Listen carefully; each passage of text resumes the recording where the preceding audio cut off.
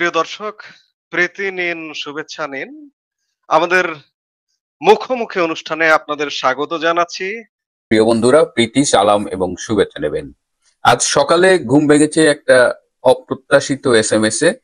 সেখানে বলা হয়েছে যে গত রাতে বেগম খালেদা জিয়া ইন্তেকাল করেছেন। আমি কিন্তু SMS টা পেয়ে বিশ্বাস করিনি। আমি সাথে সাথে গুগলে গিয়েছি এবং আমার যে ঢাকায় যে সোর্স আছে এভার কেয়ার হসপিটালে, আমি তাদের সাথে যোগাযোগ করেছি। যদিও তখন বাংলাদেশে বলা যায় শেষ রাত। যেটা আমি জানতে পেরেছি যে ম্যাডামের এই মুহূর্তের অবস্থা খুবই সংকটাপন্ন। তো এই সংকটাপন্ন আপনারা বুঝতেই পারছেন যে তিনি আইসিইউতে আছেন এবং একজন রোগীর, এটা অস্ট্রেলিয়া এসে আমি জেনেছি যে এটা তার প্রাইভেসি, যে তার শারীরিক অবস্থা এক্স্যাক্টলি কিরকম সেটা আমার পাবলিকলি বলা উচিত না। এটা তার প্রাইভেসি, এটা একটা কনফিডেন্সিয়াল বিষয়। শুধু এটুকু বলছি যে আমি সর্বশেষ যে খবরটা পেয়েছি তা হলো ঠিক ভেন্টিলেটর বা লাইফ সাপোর্টে ওঠার আগের মুহূর্ত। অনেকেই বলছেন তিনি লাইফ সাপোর্টে আছেন, লাইফ সাপোর্টটা যার খুলে ফেলার জন্য পরিবারের সম্মতির অপেক্ষায় আছেন। তো সেই জায়গাটায় আমি শেষ যে খবরটা পেয়েছি, যাই হোক, আমার উদ্দেশ্য ম্যাডামের স্বাস্থ্যের বর্তমান অবস্থা বলাটা না, বরং তিনি 5 দিন ধরে হাসপাতালে আছেন এবং আমি 4 দিন আগে আমার ফেসবুকে একটা স্ট্যাটাস দিয়েছিলাম। এটা আমি মনে হয় যে এটা বাংলাদেশের সব ক্লিনিক্যাল ডাক্তারদের এটা শোনা উচিত, এবং যারা অনেক বড় বড় ডাক্তার বাংলাদেশের, যারা ক্লিনিশিয়ান আছে, আপনারা জানেন যে সব বিষয়ে খুব টপ ডাক্তার, এরা কিন্তু ক্লিনিক্যালি বিশ্বমানের এবং অনেক ক্ষেত্রে তারা যত সীমাবদ্ধতা নিয়ে রোগীদের, বিশেষ করে সরকারি হাসপাতালে চিকিৎসা দেন, সেটা আমরা বিদেশে বসে কল্পনাও করতে পারি না। সেদিক দিয়ে সেটা অবশ্যই প্রশংসনীয়, কিন্তু তারপরেও তাদের প্রতি আমাদের রোগীদের একটা অভিযোগ থাকে, রোগীদের আস্থার অভাব রয়েছে, এবং সেটা আমি কেন আজকে আমি এই বিষয়টি নিয়ে আপনাদের সামনে কথা বলছি। বেগম খালেদা জিয়া তার একাধিক অসুখে তিনি ভুগছেন। তার লিভারের সমস্যা আছে, তার কিডনির সমস্যা আছে, তার আর্থ্রাইটিস আছে এবং একাধিক সমস্যা, যে কারণে তার শরীরের রোগ প্রতিরোধ ক্ষমতাটা কিন্তু স্বাভাবিক মানুষের চাইতে দুর্বল। এটাকে আমরা বলি ইমিউনো কম্প্রোমাইজড। সেই অবস্থায় তার লাইফস্টাইল, তার জীবনযাপন, তার চিকিৎসা সবকিছুই কিন্তু খুব স্পেশালি মেনটেইন করা উচিত। তো বেগম খালেদা জিয়াকে যখন 21শে নভেম্বর ক্যান্টনমেন্টের যে সশস্ত্র বাহিনী দিবসের অনুষ্ঠানে আনা হলো, প্রথমত হলো যে এই অনুষ্ঠান, মানে এখানে কমপক্ষে 2000 লোক থাকে।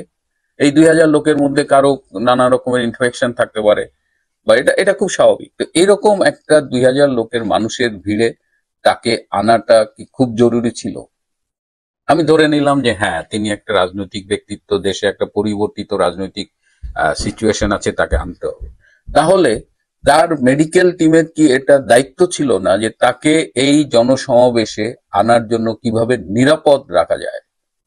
আমি এর আগেও ছবিতে দেখিয়েছি, বা ফেসবুকে একটা ছবি দিয়েছিলাম, যে দেখেন তিনি যে মাস্কটা ব্যবহার করছেন, সেই মাস্কটা যেটা সম্পূর্ণ মুখ ঢেকে রাখার কথা, সেটা থুতনির নিচে।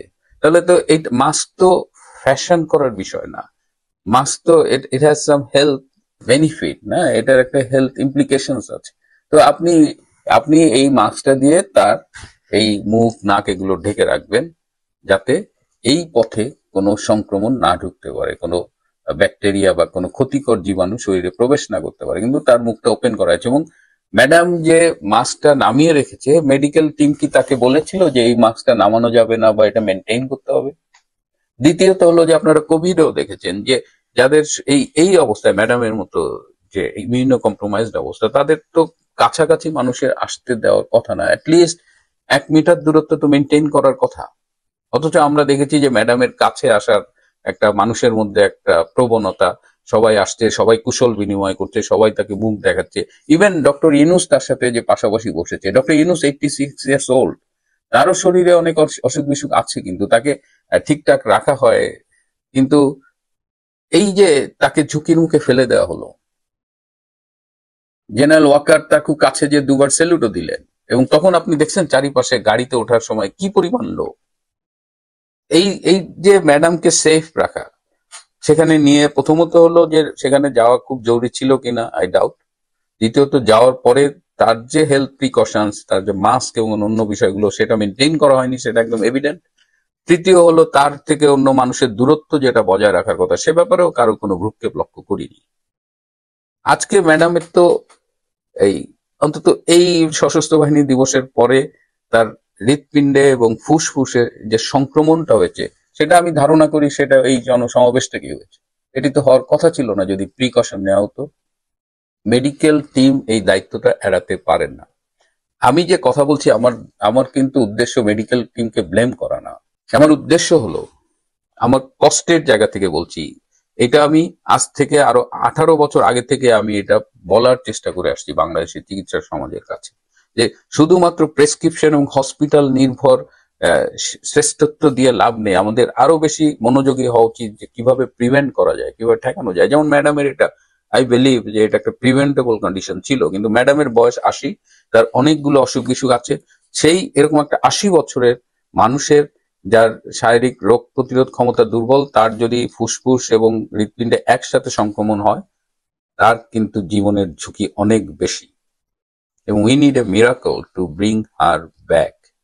এখন দেখলাম যে তাকে সিঙ্গাপুরে নেওয়ার অনেকেই কথা বলছেন। অনেকে আবার বলছেন তার পুত্র লন্ডনে থাকেন, তারেক রহমান, কেমন ছেলে যে মায়ের এই অসুস্থতায় তিনি আসতেছেন না। এটা নিয়ে আমি আসলে আমার মন্তব্য করাটা ঠিক না, কারণ এক একজনের এক এক অবস্থা থাকে। মানে যারা প্রবাসে থাকেন, কিন্তু যেহেতু তারেক রহমান একজন রাজনীতিবিদ, সেহেতু তিনি আমাদের মতো সাধারণ মানুষ না। তার একটা, তার কাছে তার কর্মীদের একটা প্রত্যাশা থাকে, দেশের মানুষের একটা প্রত্যাশা থাকে। তো সেই জায়গা থেকে তারেক রহমান যে এখনো বাংলাদেশে মায়ের কাছে আসেননি, এবং তিনি তো সব রকমের মামলা থেকে মুক্ত, তিনি তো এখন তার কোনো মাথার উপরে কোনো শাস্তি নেই, তিনি কেন আসতেছেন না, এই প্রশ্ন কিন্তু আমরা না তুললেও মানুষের মুখ বন্ধ রাখা যাবে না, এবং মানুষ এই প্রশ্ন তুলছে। এবং এই প্রশ্নটি আমি জানি না, এখন যদি তাকে, বেগম খালেদা জিয়াকে সিঙ্গাপুর নেওয়া হয় এবং তিনি যদি সিঙ্গাপুরে আসেন, সেটা একটা বিষয় হতে পারে, কিন্তু কেন তারেক রহমান মায়ের এই অসুস্থতায় বাংলাদেশে এখনো এসে পৌঁছাননি, যেখানে মায়ের অবস্থা অত্যন্ত সংকটাপন্ন, এবং আপনারা মিডিয়ায় দেখেছেন বিএনপির নেতৃবৃন্দও কিন্তু বলছে যে মানে তার লাইফটা এখন খুবই ক্রুশিয়াল, এবং যে কোনো মুহূর্তে যে কোনো কিছু হতে পারে। আমরা দোয়া করি, সভাপতি তিনি আমাদের একজন জাতীয় নেত্রী, আমরা দোয়া করি, কিন্তু এই যে মেডিকেল টিমের অবহেলা, একজন বা জনস্বাস্থ্য বিশেষজ্ঞ হিসেবে আমার এটা মেনে নিতে কষ্ট হচ্ছে। রাজনৈতিকভাবে আমার যে অবস্থানই হোক, একজন চিকিৎসক হিসেবে আমি আমার চোখের সামনে দেখছি যে মেডিকেল টিমের অবহেলায় কি করে একজন মানুষ আজকে জীবন মৃত্যুর সন্ধিক্ষণে দাঁড়িয়ে আছে। বাংলাদেশের একজন মানুষ হিসেবে সবাই যখন প্রশ্ন করছে তারেক রহমান কেন বাংলাদেশে আসছে না, সেই প্রশ্নটিকে আমি গুরুত্বের সাথেই নেই। আমি জানি না তারেক রহমান এটা কিভাবে, অনেকেই কিন্তু নানান কথা বলছেন যে মার এই অবস্থায় যে ছেলে আসে না, তাকে নিয়ে অনেক রকমের আপত্তিকর কথা বলছে। সেই কথাগুলো আমি আপনাদের সামনে স্ক্রিনে আনছি না, but these are facts, these are being discussed, and দেখা যাক কি হয়। আমার কাছে অনেকেই জানতে চেয়েছিলেন ম্যাডামের অবস্থা, তাই মনে হলো যে আপনাদের সামনে আমি যতটুকু জানি এবং একজন চিকিৎসক হিসেবেই বলছি, এর সাথে কোনো রাজনৈতিক কোনো বিষয় না মেশালেই আমি খুশি হব। সরকারের প্রতিশ্রুতি অনুযায়ী একেবারে সামনেই জাতীয় নির্বাচন, আর তার আগেই হঠাৎ করে আবার ভেসে উঠছে সেই পুরনো সন্দেহ, -2 তত্ত্ব কি আবার কার্যকর হতে যাচ্ছে? সময়টাও এমন যে সন্দেহগুলো অযৌক্তিক মনে হয় না। আওয়ামী লীগ কার্যত নিষিদ্ধ, শেখ হাসিনার বিরুদ্ধে আদালতের রায়, যাই হোক, মূল কথা হলো দুই প্রধান দলই এখন অস্থিতিশীল। এই অস্থিরতার সঙ্গে আরো বড় অনুষঙ্গ হিসেবে যুক্ত হয়েছে বিএনপির চেয়ারপারসন বেগম খালেদা জিয়ার অসুস্থতা। নির্বাচনের ঠিক আগে এমন সংকট কোনো সাধারণ ঘটনা নয়, এটা একেবারে দলের হৃদয়ে ধাক্কা দেয়, কারণ তাকে কেন্দ্র করেই বিএনপির সব হিসেব নিকেশ গড়ে উঠেছে বলে এতদিন বোঝা যাচ্ছিল। কিন্তু তিনি যদি আল্লাহ না করুন না থাকেন, তাহলে কি হবে? নির্বাচন না হয় সরকার না করে পার পেয়ে যাবে, কারণ সরকার নির্বাচন করতে চাইছেও না। কিন্তু বিএনপির কি হবে? 1/11-তে ইউনূস -2 থিওরির প্রধান প্রবক্তা ছিলেন, এখনো তিনি সে কাজটি করে যাচ্ছেন। বেগম জিয়ার অসুস্থতাকে কেন্দ্র করে বিএনপির রাজনীতির ভবিষ্যৎ নিয়েই আজকের আলোচনা।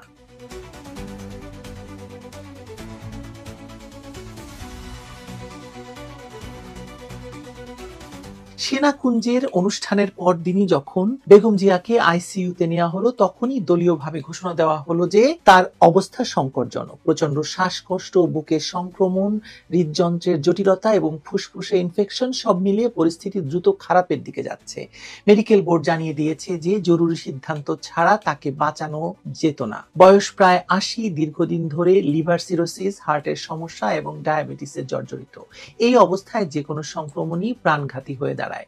বিএনপির পক্ষ থেকে দেশবাসীর কাছে দোয়া চাওয়া হয়েছে, প্রধান উপদেষ্টা দোয়া চেয়েছেন, কিন্তু রাজনৈতিক বাস্তবতা এত সহজ দোয়ার উপর দাঁড়িয়ে থাকে না। দলের ভেতরেই প্রশ্নের ঢেউ উঠছে, এখন কি হবে?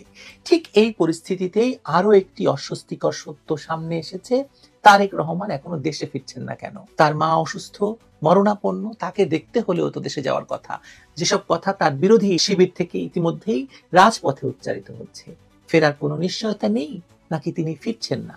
নির্বাচন একেবারে দোরগোড়ায়, তফসিল ঘোষণার আর মাত্র কয়েকদিন বাকি। এই সময়ে দলের প্রধান নেত্রীর আইসিইউতে ভর্তি হওয়া মানে বিএনপির জন্য ভয়ঙ্কর ধাক্কা। দলের ভেতরে সিদ্ধান্ত গ্রহণের জন্য একটি কেন্দ্রীয় নেতৃত্ব প্রয়োজন। খালেদা জিয়া নেই, তারেক জিয়াও উপস্থিত নেই। এভাবে একটি দল নির্বাচনের মুখোমুখি হলে সেটি শুধু রাজনৈতিকভাবে দুর্বল হয় না, বরং পুরো কাঠামো অচল হয়ে পড়ার ঝুঁকি তৈরি হয়। এবার আরো জটিল প্রশ্ন আছে, বেগম জিয়া নির্বাচনে দাঁড়াতে পারবেন তো? কিছুদিন আগেই দল জানিয়েছিল তিনি বগুড়া, দিনাজপুর এবং ফেনীর ৩টি আসনে প্রার্থী হবেন, কিন্তু তিনি নিজে হাঁটতে পারেন না, শ্বাস নিতে পারেন না, দিনের পর দিন হাসপাতালে থাকতে হচ্ছে যাকে, তার পক্ষে প্রচার চালানো তো দূরের কথা, সংসদে উপস্থিত তিনি থাকতে পারবেন কতদিন বলুন তো? কঠিন হবে তার জন্য নিশ্চিতভাবে। রাজনৈতিক দায়িত্ব পালন তো আরো কঠিন। এ বিষয়টি এখন বিএনপির ভেতরেই কিছুটা অস্বস্তির জন্ম দিয়েছে, কারণ তার প্রার্থিতা আদতে প্রতীকী হলেও বাস্তবতার দায় তো কাউকে না কাউকে নিতে হবে। অন্যদিকে দলের একমাত্র সম্ভাব্য উত্তরসূরি তারেক রহমান। তার দেশে না ফেরার পেছনে নানা বিশ্লেষণ আছে। নিরাপত্তা, আইনি জটিলতা, রাজনৈতিক হিসেব সবই যুক্তি হিসেবে বলা হয়, কিন্তু দলের ভেতরের বাস্তব চিন্তা হলো তিনি কি সত্যি এই সংকটে দেশে ফিরতে পারবেন, নাকি তার ফেরার প্রশ্ন আবারও পিছিয়ে যাবে? যদি তিনি নির্বাচন পর্যন্ত দেশে না ফেরেন, তাহলে প্রার্থী বাছাই, কৌশল নির্ধারণ, নির্বাচনকালীন নেতৃত্ব এসবের দায়িত্ব কে নেবে? বিএনপির যেসব জ্যেষ্ঠ নেতা আছেন তাদের অনেকেই বয়সে প্রবীণ, কেউ কেউ সীমিত গ্রহণযোগ্যতার মুখে। এই অনিশ্চয়তা দলটিকে আরো পঙ্গু করে দিচ্ছে। খালেদা জিয়ার শারীরিক অবস্থা নিয়ে বিদেশে নেওয়ার আলোচনা নতুন নয়। আওয়ামী লীগ আমলে তাকে প্রতিদিন বিদেশে নেওয়ার কথা বলা হতো এবং সরকার নিতে দিচ্ছে না বলে সরকারের উপর নানা রকমের চাপ দেওয়া হতো। কিন্তু সরকার পরিবর্তনের পরও তাকে বিদেশে পাঠানো হয়নি, বা গেলেও বেশি দিন ছিলেন না, যা এখন নতুন করে প্রশ্ন তোলে। আসলে কোনো পক্ষই কি তার চিকিৎসার বিষয়ে স্পষ্ট সিদ্ধান্ত নেয়নি? দল কেন নিচ্ছে না? এখন কেন তাকে বিদেশে পাঠানো হচ্ছে না?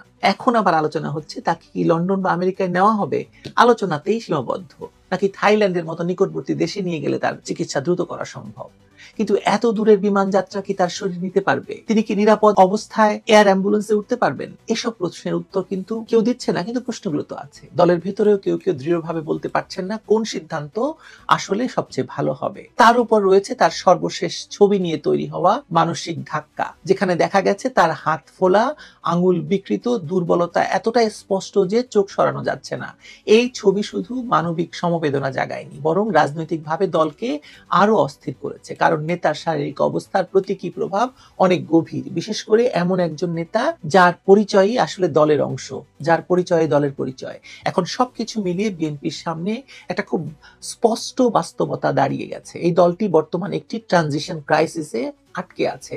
তারা চাইলে এই সংকটকে সুযোগে রূপ দিতে পারে যদি নেতৃত্ব দ্রুত পুনর্গঠন করতে পারে, কিন্তু ইতিহাস বলছে বিএনপি সংকটে নেতৃত্ব পুনর্গঠন করতে কখনো সফল হয়নি। দলটি মূলত একটি পরিবার কেন্দ্রিক নেতৃত্বে চলেছে এতদিন। হঠাৎ করে সেই নেতৃত্ব শূন্য হলে দল ভেঙে পড়ার ঝুঁকি থাকে, এবং ঝুঁকি তো আছে। ১/১১-তে সেই চেষ্টা করা হয়েছিল, এখনো সেই চেষ্টা কিন্তু চলছে। কিছু মধ্যম পর্যায়ের নেতা সামনে আসতে চাইলেও দলীয় প্রতীকী নেতৃত্ব ছাড়া তারা টিকতে পারবেন কিনা সেটা নিয়েও সন্দেহ আছে। এখন -2 তত্ত্বের কথা যেটা শুরুতে বলেছিলাম, ১/১১-র সময়ে তত্ত্বাবধায়ক সরকারের ছত্রছায়ায় যে পরিকল্পনা হয়েছিল এবং ডক্টর ইউনূস সেই পরিকল্পনার কেন্দ্রবিন্দুতে ছিলেন, দুই দল থেকেই দুই নেত্রীকে সরিয়ে নতুন রাজনৈতিক নেতৃত্ব তৈরি করার, সেই তত্ত্বকে তখন জোরালো সমর্থন দিয়েছিলেন অধ্যাপক ইউনূস। তার অবস্থান ছিল স্পষ্ট, নতুন দল, নতুন নেতৃত্ব, পুরনো নেত্রীদের বিদায়। আজ যখন তিনি দেশের প্রশাসনের কেন্দ্রস্থলে, তখন অনেকেই ভাবছে এই কি সেই পুরনো প্রকল্পের নতুন সংস্করণ? আওয়ামী লীগকে নিষিদ্ধ করা, শেখ হাসিনার বিরুদ্ধে রায়, বিএনপি নেত্রী গুরুতর অসুস্থ, এই তিনটি সাময়িক মিল, এই তিনটি ঘটনা যদি আপনি একসাথে সাজান তাহলে তো অনেক প্রশ্ন উত্থাপন করে। বিএনপি যেভাবেই হোক ইউনূসের রাজনৈতিক কৌশলের মুখে বারবার হারছে, সেটাও এখন কি অস্বীকার করতে পারবেন কেউ? কোন পরিকল্পনা সামনে আনতে গেলে ঠিক এই জায়গাতে এসে দলটি হোঁচট খায়, যেটা প্রতিপক্ষ তৈরি করে দেয়। এই পুনরাবৃত্তি প্রমাণ করে যে বিএনপির কৌশলগত ঘাটতি দীর্ঘমেয়াদী। সবকিছু মিলিয়ে এখন যে প্রশ্নটা সবচেয়ে গুরুত্বপূর্ণ তা হলো, বেগম জিয়া না থাকলে বিএনপি আসলে কি হবে? প্রথমত দলটি নেতৃত্ব শূন্য হবে, দ্বিতীয়ত তারেক রহমান দেশে না ফিরলে ক্ষমতার শূন্যতা আরো বাড়বে, তৃতীয়ত জ্যেষ্ঠ নেতাদের ভেতর ক্ষমতার লড়াই শুরু হওয়ার ঝুঁকি রয়েছে, চতুর্থত রাজনৈতিকভাবে তারা যেই আইকনিক নেতা দিয়ে এতদিন আন্দোলন পরিচালনা করবেন বলে ভেবেছিলেন অথবা ক্ষমতায় যাবেন বলে ভেবেছিলেন, সেই চেহারা হারিয়ে যাবে। আর পঞ্চমত আন্তর্জাতিক মহলে তারা আরো দুর্বল হয়ে পড়বে। আর সবশেষ যদি বলি, একদম বাস্তব দিক থেকে নির্বাচনের আগে দলের মনোবল ভেঙে যাওয়ার আশঙ্কাটা প্রবল। সংক্ষেপে, যদি বেগম জিয়া রাজনীতিতে সক্রিয়ভাবে না ফিরতে পারেন এবং তারেক রহমানও মাঠে না আসেন, তাহলে বিএনপি এক কঠিন সমস্যার মুখে দাঁড়াবে, যেখানে সুযোগও আছে, ঝুঁকিও আছে, কিন্তু ব্যর্থতার সম্ভাবনা সবচেয়ে বেশি। কারণ দলটি বহু বছর ধরে যে দুইজনকে কেন্দ্র করে দাঁড়িয়েছিল, এই দুইজনের একজন শয্যাশায়ী আইসিইউতে, আরেকজন বিদেশে এবং অনুপস্থিত। বড় দলগুলো সাধারণত এমন অবস্থায় ভেঙে পড়ে না, কিন্তু অকার্যকর হয়ে পড়ে। বিএনপির উদাহরণ আমরা দিতেই পারি। এখন দলের নেতাকর্মী, সমর্থক এবং সাধারণ মানুষ সবাই একটাই আশা করছেন যে বেগম জিয়া সুস্থ হয়ে উঠেন, ফিরে আসুন। কিন্তু পাশাপাশি রাজনৈতিক বাস্তবতাও সামনে এসে দাঁড়িয়েছে। এই সংকট যদি আরো গভীর হয়, তাহলে বিএনপি যে বড় রাজনৈতিক ঝড়ের মুখে দাঁড়িয়ে আছে সেটা কেউ আর অস্বীকার করতে পারছে না। আমি বহুদিন ধরে শুরু থেকেই ডক্টর ইউনূসের কাছে বিএনপির এই পরাজয় নিয়ে, তারেক রহমানের পরাজয় নিয়ে, তারেক রহমান দেশে আসতে পারবেন না নিয়ে অনেকগুলো ভিডিও করেছি। আপনি দেখতে পারেন, মিলিয়ে দেখতে পারেন, আমি যা বলেছি আর বাস্তবতা কি এক কিনা।